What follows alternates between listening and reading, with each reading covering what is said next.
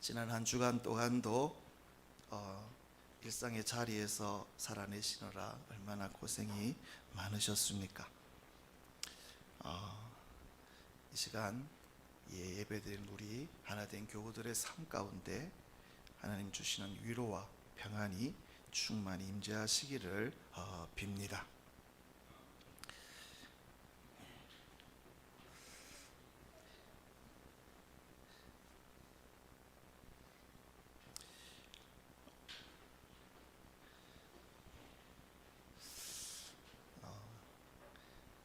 이 예배의 시간은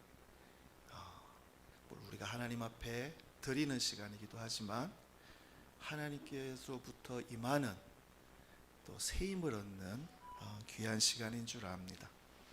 그래서 우리 하나된 교우들이 이 시간을 통해서 하나님의 은혜를 받고 또 새 힘을 얻는 이 보면 새들이 날아오를 때 발 닿을 곳이 있는 것처럼 우리의 생명도 몸 닿을 곳이 있어야 된다는 것. 이 몸 닿을 곳이 바로 우리 교회인 줄 압니다. 그래서 제가 우리 교회를 위해서 비는 게 있습니다. 하나님, 우리 교회가 하나된 교회에서의 다른 곳에서의 첫날보다 우리 하나된 교회에서의 그 한 날이 더 좋은 날이 되도록 우리 교우들에게 되도록 해주십시오. 그래서 이 몸 닿는 곳, 이것을 통해서 새 힘을 얻는 우리 교우들 되시기를 바랍니다. 제가 우리 목사님 처음 만났을 때 목사님이 저한테 해주시는 말씀이 마음에 담았지 않은 말씀이 있습니다. 그게 뭐냐면 저한테 목사님 괜찮습니다. 이곳을 우리 교회를 발판 삼으셔도 됩니다. 발판을 삼으십시오. 발판 삼으셔도 됩니다. 괜찮습니다. 여러분, 우리가 이 땅에 발을 딛고 하늘을 향해 살아가는 사람들이기에 이 발판이 있어야 된다는 거. 제가 아주 어렸을 때 경주에 그 문용왕릉인가요? 그 바다에 그 왕릉이 있는 거기 이제 해수욕을 친척 집에 갔다가 해수욕을 간 적이 있는데 거기에서 튜브를 이렇게 이제 튜브죠, 튜브.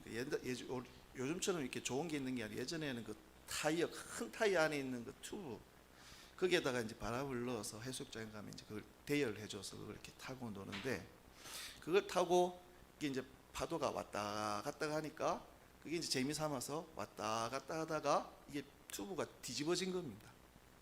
동해안을 가보신 분은 아시겠지만 이 동해안의 그 경사가 이렇게 얕다가 갑자기 급격하게 이렇게 훅 이렇게 떨어지지 않습니까? 그래서 튜브가 확 뒤집어졌는데 뒤집어져서 빠져들어가는데 발이 안 닿는 겁니다. 혹시 그런 경험 해보신 적 있는지 모르겠어요.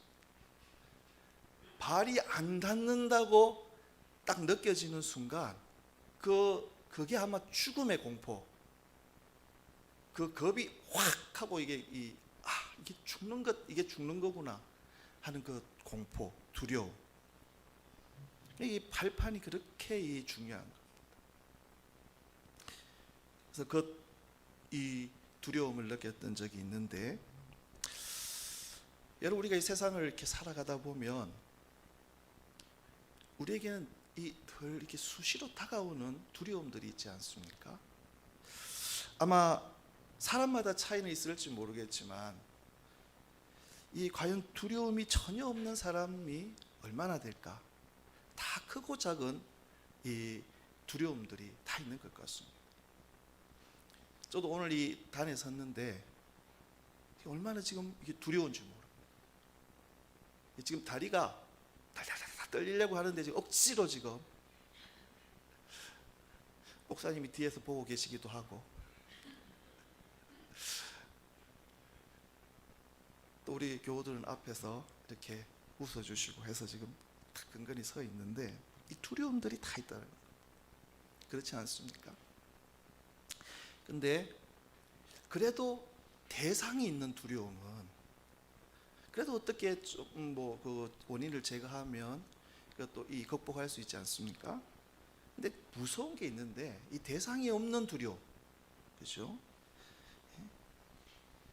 이 막연한 두려움, 이건 참 무서운 것 같습니다.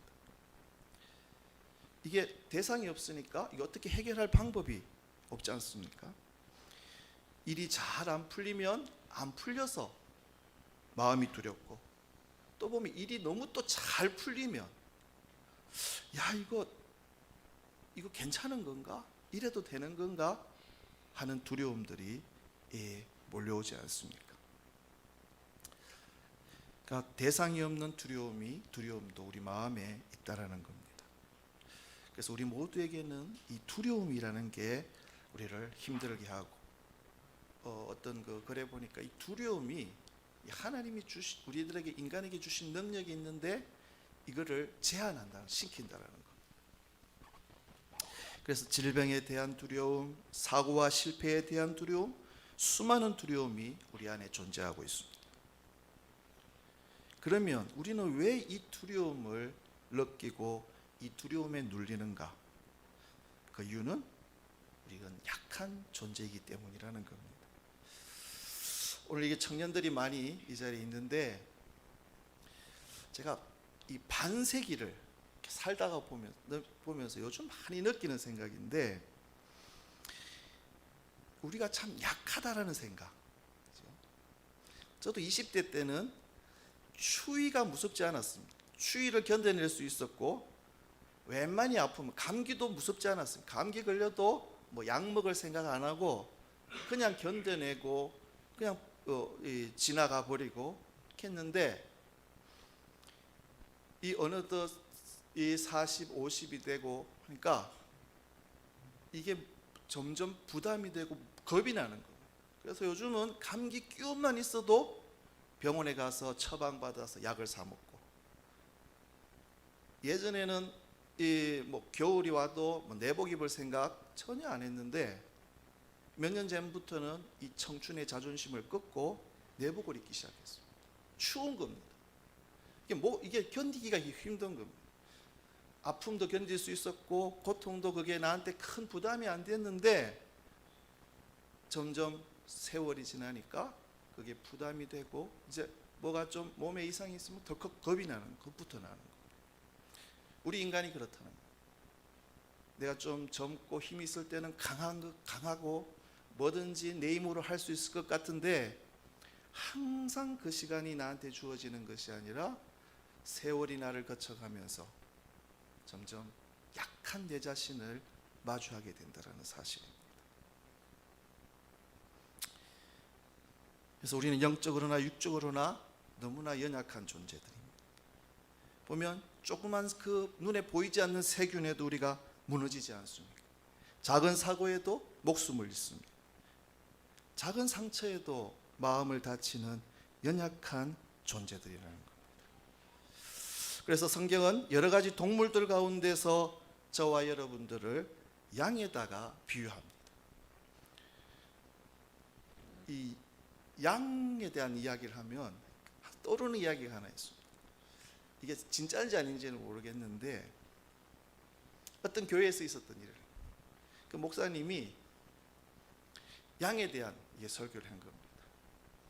그래서 그 교우들에게 여러분은 양이고, 아마 본인은 목자라고 그랬던 것 같습니다. 그런데 교인들이 아니 내가 사람인데 나를 양이라고 했다면서 반발을 한 거.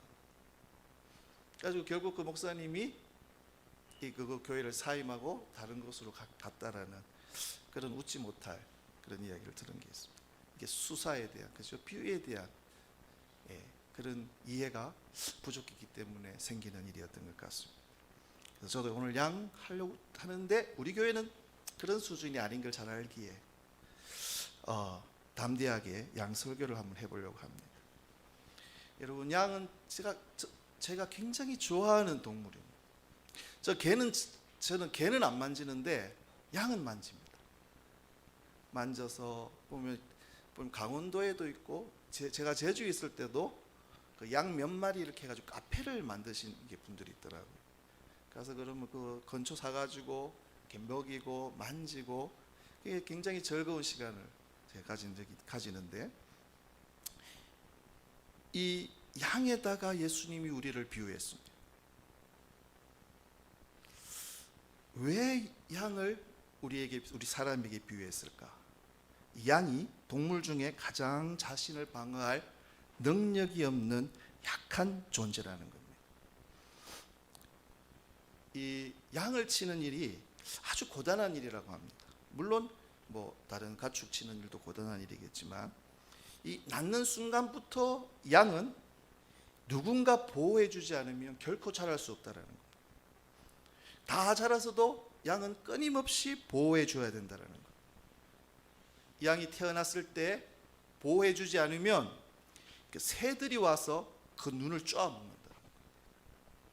그러면 그때 어미는, 보통 이 동물들도 모성애가 강하기 때문에 이 자기 자식을 새끼를 방어하지 않습니까? 그런데 어미도 보호할 능력이 없다라는 겁니다. 또 이 양이 다 커서는 길을 못 찾는다라는 겁니다. 길을 찾는 능력이 없다라는 겁니다. 그래서 나가면 길을 잃게 된다라는 겁니다. 그래서 누군가 보호해 주어야 된다는 거예요.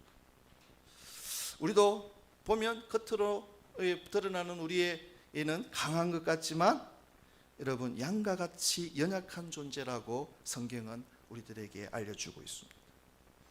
여러분, 우리는 이것을 깨달아 하는 것이 중요합니다. 우리도 양과 같이 연약한 존재라는 겁니다. 여러분, 우리 인류가 얼마나 엄청난 문명을 이루어왔습니다. 과학기술, 그리고 높은 빌딩들 보면 참 이 사람의 그 능력이 대단합니다. 그런데 그렇게 높게 웅장하게 건설하고 만들고 세워도, 여러분, 쓰나미 한 번이면, 지진 한 번이면 무너지고 사라지는 그 문명들을 우리가 보지 않습니까?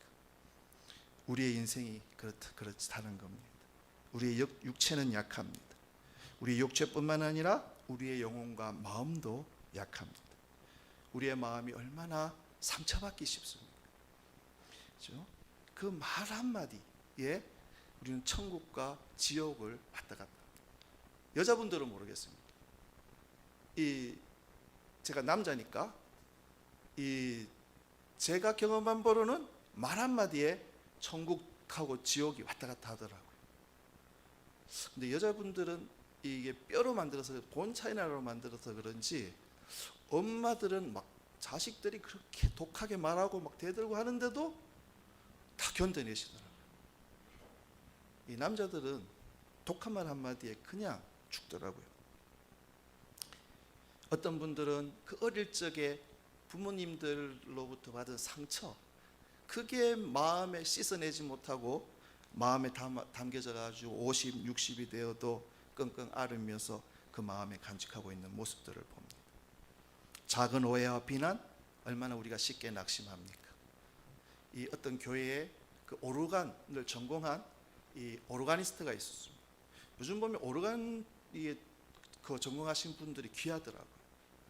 그런데 전공을 했으니까 없으니까 비전공자들이 이제 배워서 이제 오르간을 연주하기도 하는데 얼마나 귀합니까? 근데 어떤 분이 지나가다가 오르간을 왜 이렇게 시끄럽게 치냐고 그 말 한마디, 그 말 한마디가 이 오르가니스트의 마음에 이 상처기가 돼가지고 그 오르간 치는 거기에서 내려오게 되고, 그게 이 트라우마가 돼가지고 그렇게 힘든 시간을 겪는다는 그런 이야기도 듣습니다.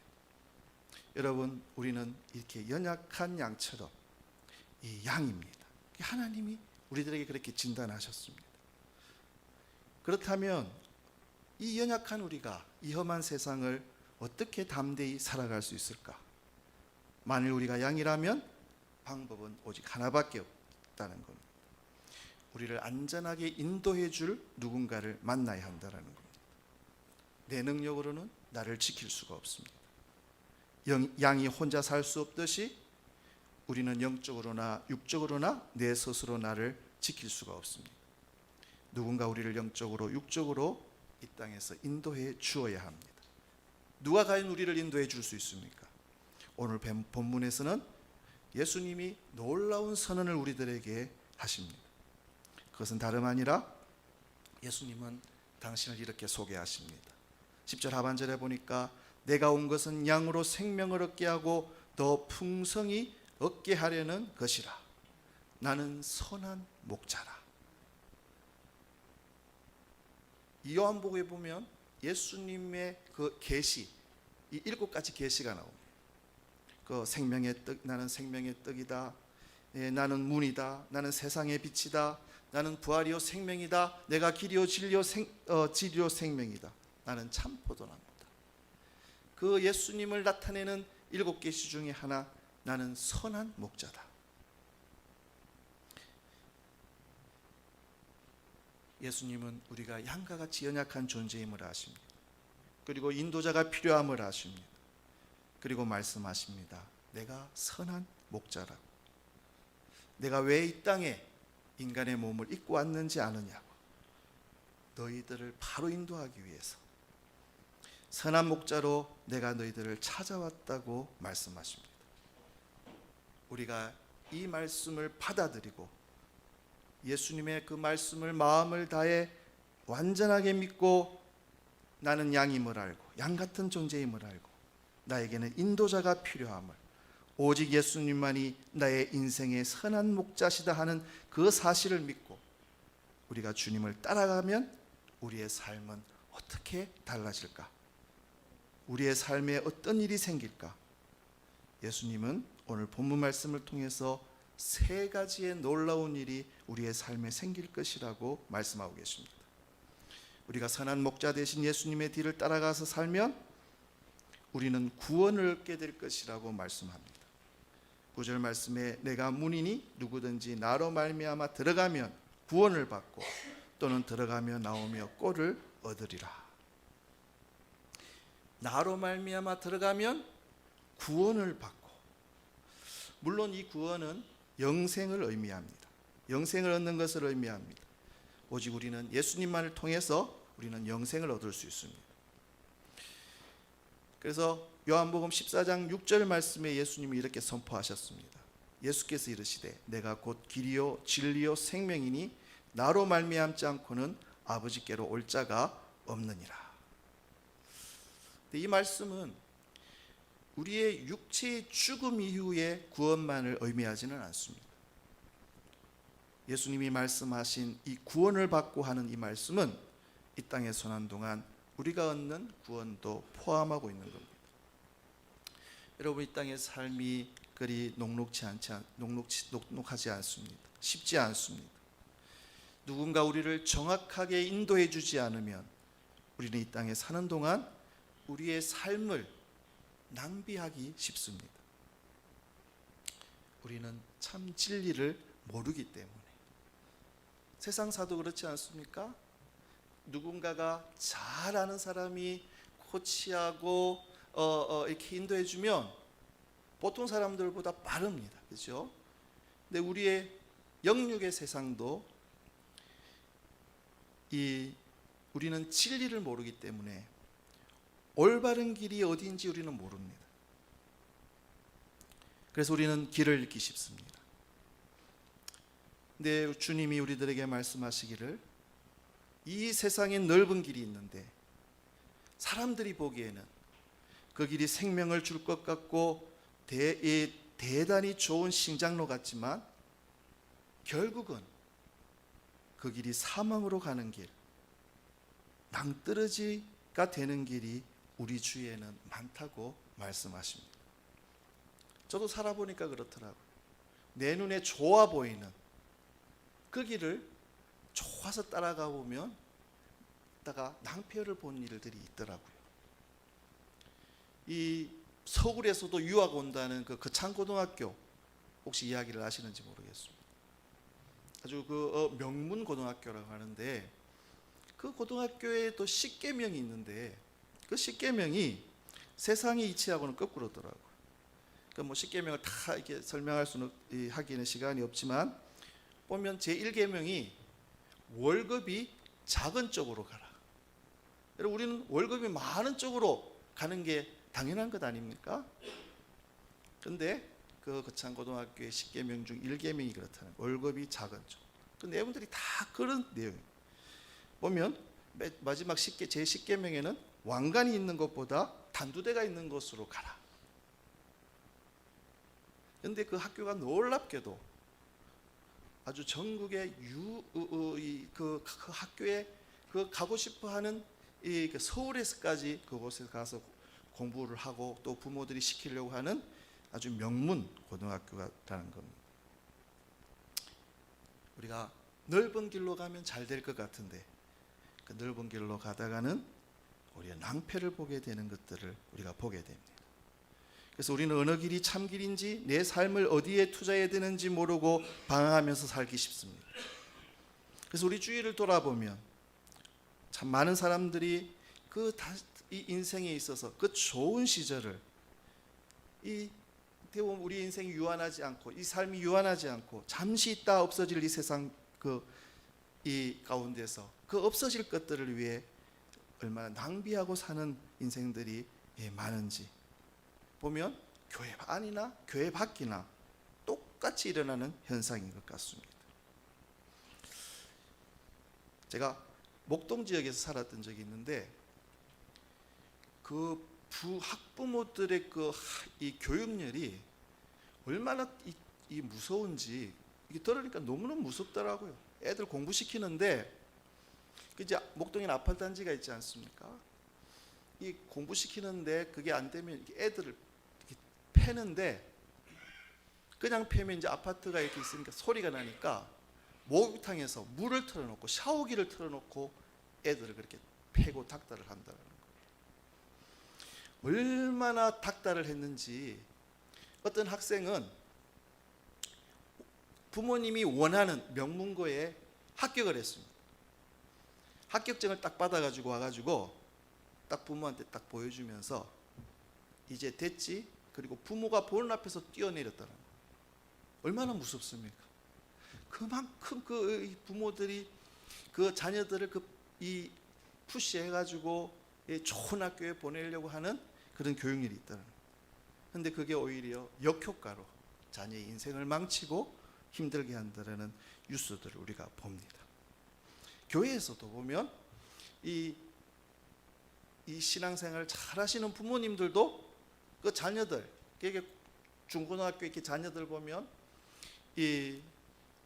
그 열심히 이제 자녀들이 뭐 학생회 활동하고 할 때 보면 일단은 대학 들어가서 신앙생활에도 늦지 않다. 그러면서 그 신앙의 어떤 그 신앙생활하는 걸 제한시키는 그 부모님들이 있더라고요.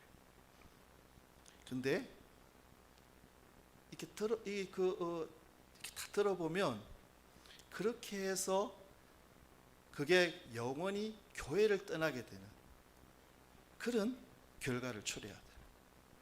그러니까 나중에는 그 아무리 안타까워해봐야 그 중요한 시기에 그 자녀들에게 부모의 마음은 뭐 자녀들이 공부를 잘해서 좋은 학교 가서 좋은 직장에 그리고 출세하는 거 그걸 위해 부모님들이 애를 쓰고 헌신을 하는데 그게 오히려 이 신앙생활에 그래서 제한시키고 했다가 그것이 오히려 나중에는 탄식하는 그런 결과를 보는 것을 보게 됩니다. 이런 일들이 우리 주위에서 일어난다는 거죠. 비일비재하게 일어난다는 거죠. 그게 좋은 길이고 그게 사는 길인 줄 알았는데 결국은 낭떠러지고 멸망하는 길이었다라는 겁니다. 여러분 우리는 무엇이 구원인지 잘 알지 못합니다. 그러하기에 내 삶을 내 마음대로 내가 살고 싶다고 해서 내 생각나는 대로 내 판단대로 살면 이런 오류가 나기 쉽다라는 겁니다. 우리가 주위를 돌아보면 잠시의 즐거움을 위해서 아무것도 아닌 것을 위해 그 귀한 인생을 다 허비하고 사는 사람들이 얼마나 많은지 보면 그들의 마지막은 무너져 내리는 건데 화려한 집을 지은 것 같아도 모래 위에 지은 인생이고,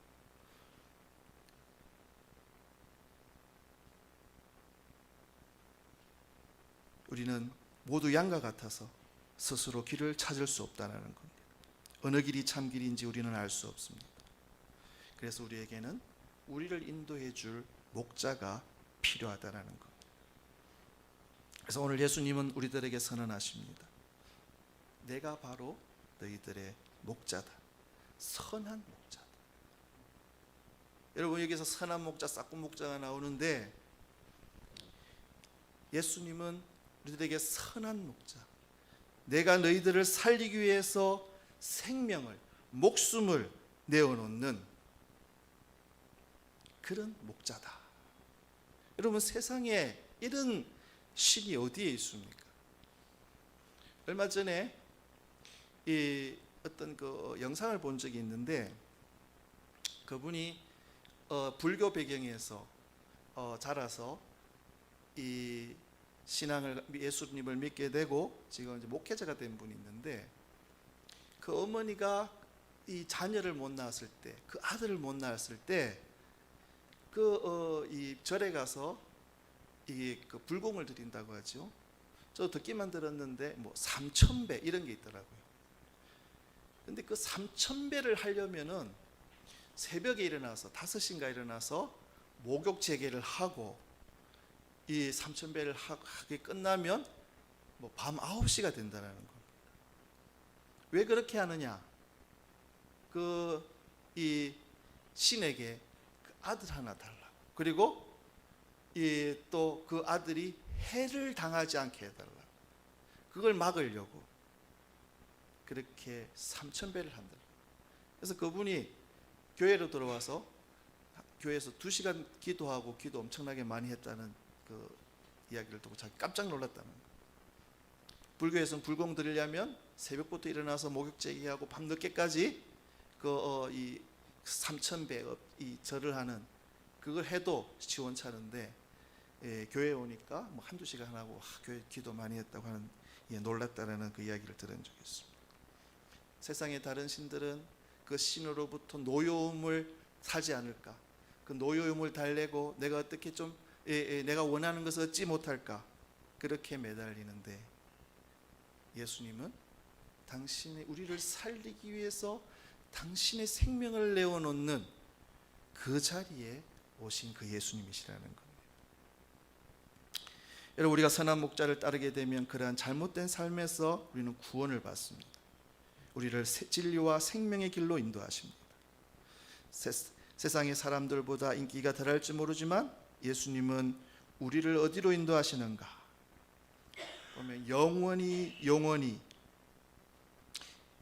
보람 있을, 우리가 지금은 잘 모르지만 우리가 그날에 돌아보게 되면 우리를 진리의 길로 인도하셨음을 우리가 보게 될 것입니다.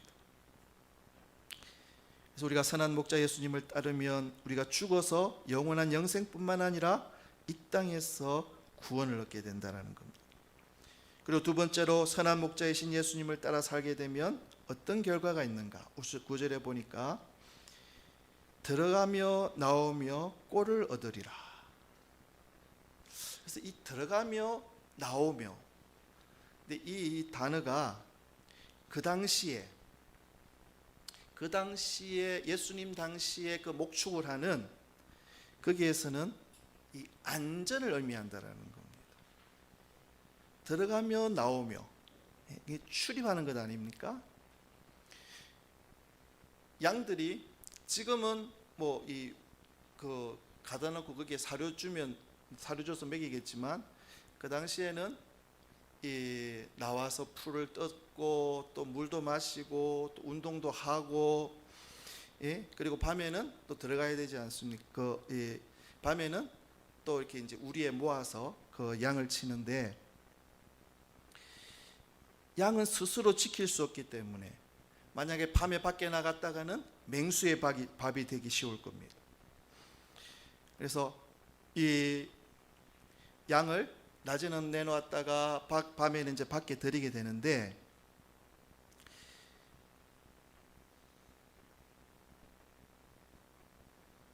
이 우리에 들어가서 이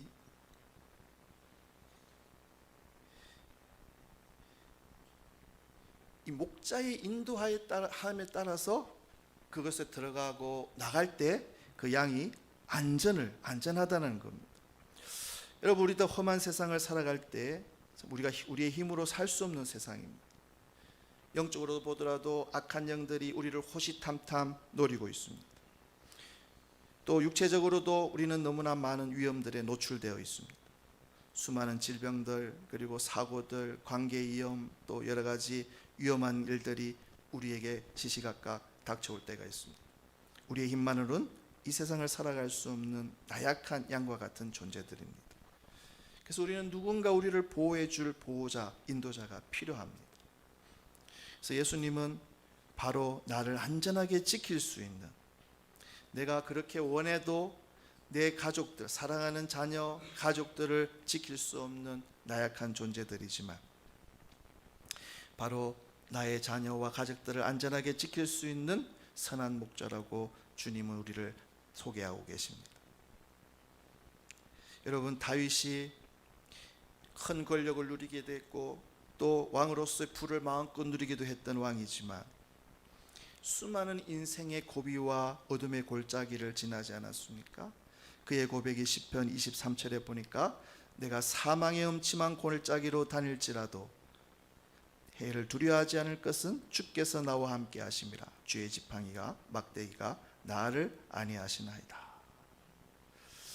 여러분, 그 당시에 목자들은 이 지팡이와 막대기를 들고 다녔습니다. 그래서 이 양들이 엉뚱한 길로 가면 근데 지팡이가 보면 이렇게 위에가 동그랗게 되어 있어 가지고 이렇게 걸 수가 있는 겁니다. 그래서 양을 이렇게 목을 걸어서 다시 제 위치로 위치시키고. 근데 이제 몽둥이를 들고 다녔는데 이 몽둥이는 어떤 기능을 했냐면 양들이 딴짓하고 말 안 들으면 때려가지고 다리 몽둥이를 부수뜨리는 그런 기능을 한 게 아니라 양들을 공격해오는 이리들이나 어떤 맹수들, 그걸 퇴치하는 그런 이 몽둥이로 사용했다라는 겁니다.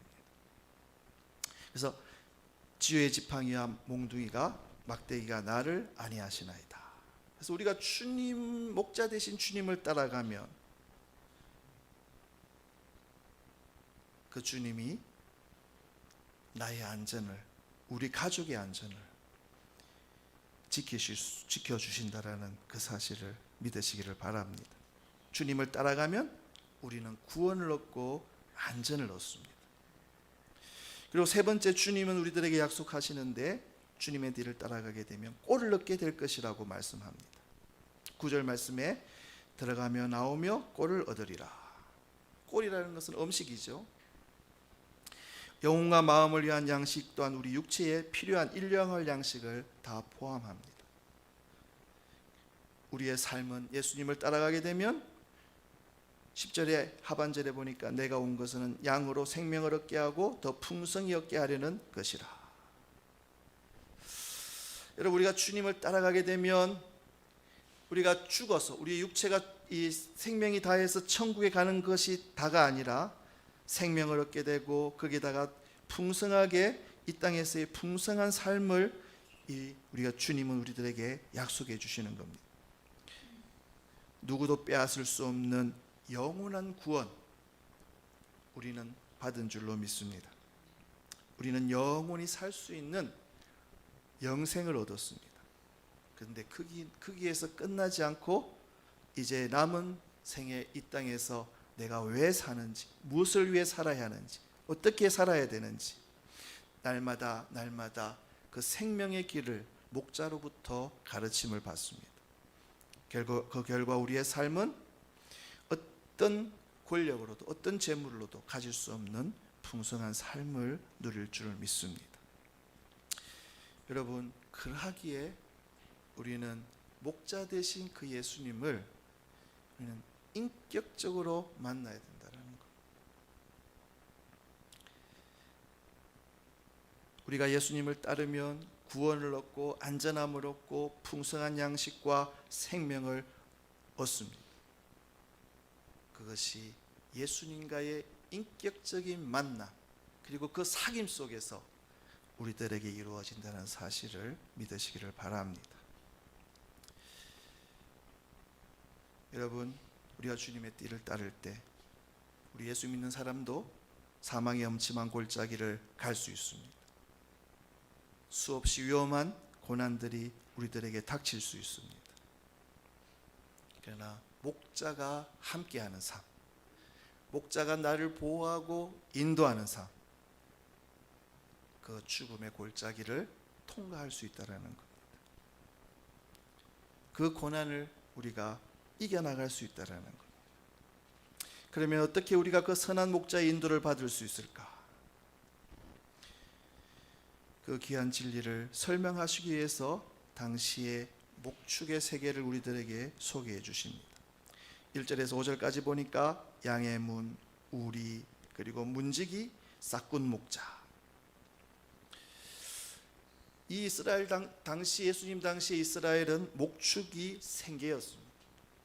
그래서 우리 이 나라는 옛날에 농사가 생계였지 않습니까? 그 나라는 이 목축으로 생계를 이어갔습니다. 그러니까 각 집마다 양들을 키우는 겁니다. 근데 그 양을 낮에는 풀어놓아서 먹이고 밤에는 이 우리 안에 가두어야 되는데, 그걸 한 사람이 하기가 어렵지 않습니까? 그래서 그 동네 그게 그 동네에서 큰 우리를 만들어서 공동으로 관리했다는 거예요. 그래서 문지기를 고용해서 낮에는 목자들이 양을 먹이다가 밤에는 그 우리에 집어넣고 그 양을 보호했다라는 겁니다. 그런데 놀라운 것은, 그러면 그 우리 안에 이 집 저 집의 양들이 다 모여 있는 것 아닙니까? 그러면 서로 좋은 양이 자기 양이라고 우기고 싸울 법도 한데 그런 일이 없다라는 것. 이 양들이 다른 거는 다 못하는데 자기를 치는 목자, 그 목자의 소리, 그 음성은 듣는다라는 겁니다. 그래서 제가 그 영상을 한번 찾아봤는데 그런 그 영상들이 있더라고요. 이 다른 사람이 부르면 그냥 쳐다보지도 않고 아무 관심이 없습니다. 그런데 자기 목자가 부르잖아요. 그럼 양들이 그 소리를 듣고 오는 겁니다.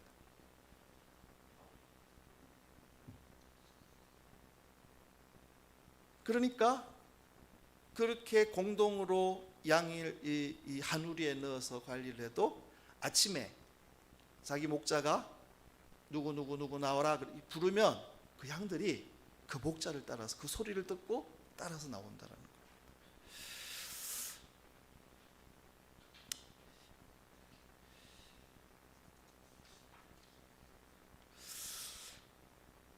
미련한 양 같은데 자신의 그 목자의 음성을 안다라는 겁니다. 여러분, 이것이 오늘 요한복음 10장의 핵심 내용일 줄 압니다. 목자가 이름을 부르면 양들은 그 목자의 음성을 알아듣습니다. 그리고 양은 그 목자의 음성을 들어야 길에서 이탈하지 않고 길을 잃지 않고, 그리고 이 길을 잃는다는 것은 곧 죽음을 의미하지 않습니까? 그 광야에서 산다라는 겁니다. 여러분, 이 말씀은 예수님이 비록 선한 목자로 이 땅에 오셨지만 아무나 그분의 양이 되어서 그분의 인도함을 받는 것이 아니라는 겁니다. 선한 목자의 인도함을 받기 위해서는 먼저 예수님과의 그 개인적인 관계가 성립되어져야 한다고 지금 말씀하시는 겁니다. 아무리 선한 목자라 하더라도 나하고 아무런 관계가 없으면 나는 그분의 인도를 받을 수가 없는 겁니다. 여러분, 예수님께서 이 땅에 오셔서 공생의 사역을 하실 때 많은 대중들을 모아놓고 이 천국 복음, 하늘나라의 복음을 전하시기도 하셨지만 보면 사람들을 개인적으로 만나시는 것을 우리가 볼 수 있습니다. 예수님의 관심은 한 영혼 개인에게 있었습니다. 그래서 예수님의 인도를 받는 사람들을 보면 개인적인 만남. 그래서 이 요한복음에 보면 니고데모, 사마리아 여인, 그리고 소경, 그 사람들은 보면 다 개인적으로 예수님을 만났고 예수님을 개인적으로 알았습니다. 다른 복음서에도 보면 삭개오 같은 경우도 여리고로 가시다가 삭개오의 이름을 부르시지 않습니까? 세간에 앉은 마태, 세물을 보던 마태도 부르셨습니다. 베드로와 안드레도 나를 따라오느라 내가 너희를 사람을 낚는 어부가 되게 하리라. 개인적으로 부르시고 개인적으로 인격적인 관계를 맺어가셨습니다. 오늘 요점은 간단합니다. 선한 목자이신 예수님의 인도를 어떻게 받을 수 있는가? 우리는 다 같이 연약한 양 같은 존재들인데 누군가 나를 인도해 주고 나를 보호해 줘야 되는데 주님은 우리들에게 선포하십니다. 내가 너를 인도할 수 있는 선한 목자라고. 세상에는 싹군 목자가 많다고 조심하라고. 내가 너의 선한 목자더라고.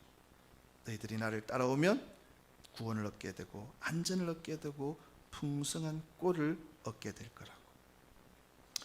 여러분 어디가 어떻게 예수님의 인도를 받아야 합니까? 방법은 예수님과 개인적으로 만나고 개인적으로 친밀해져야 한다라는 겁니다. 여러분 세상의 소리들이 얼마나 많습니까? 잘못된 길로 인도하는 소리들, 낙심시키는 소리들, 잘못된 쾌락으로 인도하는 소리들, 유혹하는 소리들. 그 많은 소리 가운데 선한 목자 되시는 주님이 나의 이름을 지금 부르고 계십니다. 나를 개인적으로 아십니다. 여러분 그 음성을 들으시기를 바랍니다. 사망의 음침한 골짜기 두려워하지 말아라. 내가 너와 함께하고 너 앞에 가고 있다. 선한 목자이신 주님이 나에게 끊임없이 다가오셔서 말씀하십니다. 이 시간에도 나를 인도하시기를 그분은 원하고 계십니다. 아무쪼록 그분의 지시를 따라 사시는 여러분 되시기를 바랍니다.